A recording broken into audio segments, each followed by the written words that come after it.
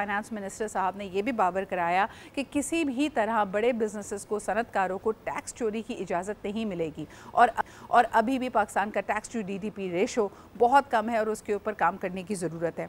हुकूमत ने कई दफ़ा ऑस्टेरिटी मेजर्स और इंसेंटिव्स के ज़रिए इनको एक तरह से रिझाने की कोशिश की, इंसेंटिवाइज करने की कोशिश की, लेकिन अब ऐसा लग रहा है कि रेप्रिमांडिंग का दौर आ गया है। कैरेट एंड स्टिक ट्रीटमेंट की बात कराए जाएँ तो अब stick is going to be in action. ये कहना है औरंगजेब साहब का, who is the finance minister of the country. Let's take a look at this package जिसमें उन्होंने एक दफ़ा फिर कहा कि टैक्स चोरी करने वालों को किसी किस्म की कोई रिलीफ नहीं मिलेगी। Let's take a look. Tax चोर को पड़ेंगे मोर, कानून दिखाएगा पूरा जोर।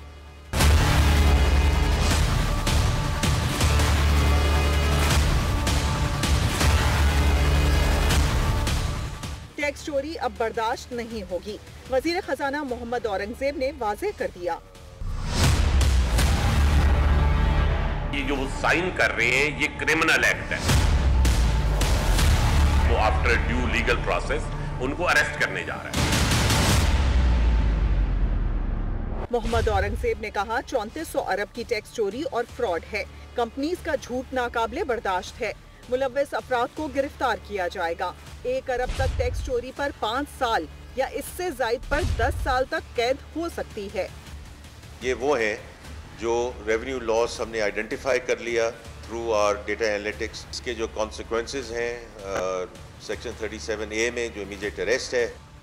वजीर खजाना के मुताबिक स्टील समेत मुख्तलिफ कंपनीज में टैक्स चोरी 29 अरब रुपए है। सीमेंट के लिए कोयले के बिजनेस में 18 अरब, टेक्सटाइल में 23 अरब, बेवरेजेस में 15 अरब, बैटरी सेक्टर में 11 अरब का टैक्स शॉर्टफॉल है।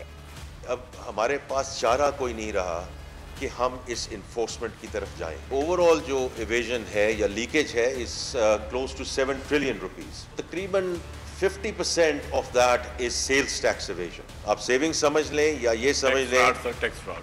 हाँ, तो टैक्स फ्रॉड कह रहे हैं चेयरमैन साहब।